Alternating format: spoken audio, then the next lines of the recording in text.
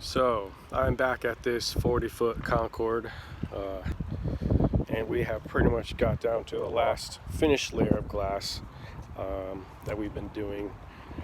I did a little bit earlier today, and again, light cloth over all the pairs that we did, and sealed that up with epoxy. And it's not quite dry. We haven't had the best weather lately, but we got 60 degrees today.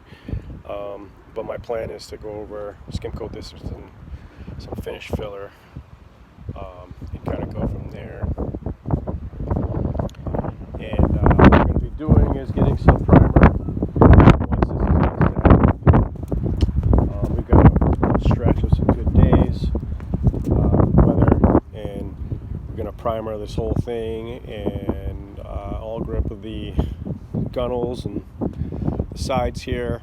Tape that off and put some non-skid granules inside the last batch and non-skid this whole area. And after that, that's pretty much it, and call it a day from there. Got a bit of sanding and that kind of thing going on left, and she'll be ready for primer.